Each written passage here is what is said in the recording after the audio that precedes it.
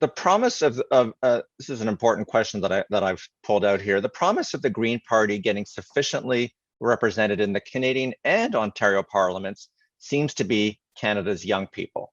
How long do you think it will take for the political voice of Canada's youth to translate into some more green power?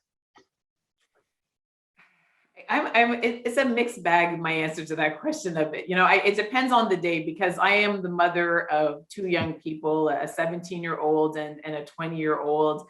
And I have seen throughout, particularly my leadership campaign and the by-election, just the incredible capacity and leadership of young people.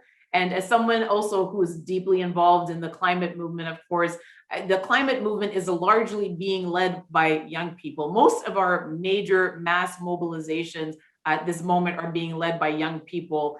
And so we know that young people are leaders, that they are engaged, that they are highly capable, and yet we're still not giving them, and I say we, all of us, we're not giving, all of the parties, we're not giving young people enough reasons to show up come election time. The voting rate is still about 10 to 15% lower than the average. That is a difference maker. That is a difference maker. So, I'm trying to do, again, we try to do our part. Much of my leadership campaign, much of the work that I do now is led by young people, very young people, because they're extraordinary and their talent is undeniable. We try to share messages about the reasons why it is so important to take that civil society commitment and vote so that you can have a partner on the political side. I'm hoping that will come through in the next election, and we're certainly doing the work, but it's a challenge. And Martin, I think part of it is that if I think back to my youth, and I accept, by the way, that I'm no longer young, though I hope, maybe I look at it a little bit, I accept that I'm no longer young.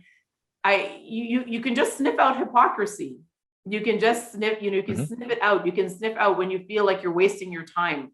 And so asking people to vote in a system that's first past the post, where promises are made and promises are not kept, where the style of engagements, the rules of engagement are very hostile, where the environment is very toxic, and asking young people to invest in that is tough when there are alternatives. So, I recognize that, and we're trying to do our part to change the culture so that young people will feel like it's worth showing up. One of the blessings about being a journalist is that even as you age, you are genetically endowed with a BS meter. So that BS meter never leaves you in my job. So you don't vote either then? No, I do vote. I believe in voting. In fact, I believe you can never waste a vote. So as the father of a 17-year-old and an 18-year-old, I hear you on the question of youth engagement. But I want to ask you from your experience, because the Green Party, people talk a lot about diversity. You talk about diversity, but in terms of, the Green was a white party for many years and is predominantly, it's also a very old party. Nothing against old people, because they are wise, but you can't do it without young people to do the heavy lifting. So in your experience, what works in terms of youth engagement and what doesn't work? What's a turnoff? Inviting young people is in my experience has been all that I've needed. When we invite young people, they come. Oftentimes they're looking for a way in.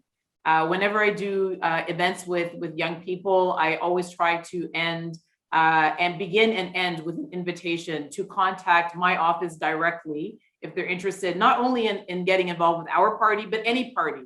Because what I want to see is just youth being engaged. I hope they'll choose us, but I'm happy to create that link, because often that's all it takes. And then they're just off and running. And that has been my experience. So extending an invitation is part of it. Not being condescending is another part of it. I find that a lot of the messaging that is directed towards young people really suggests that, you don't need to put it to a hip hop track. I love hip hop as much as the next person, but when I speak with my kids, when I speak with other young people, they are completely capable of talking in depth about the issues, about policy. So we don't need, I don't believe that you need a particular strategy. I don't believe that you need as I said, a soundtrack to go with it. I'm not on TikTok. And I will tell you that, the few writings that we have pulled, we do extremely well, even though we have like a curmudgeon like me who refuses, to do my 2-minute TikTok dance. So just respecting the leadership of young people, respecting their intellect, and meeting them as equals, and also giving them room to run when it's clear that they're ready to take on leadership roles. I find that works really well.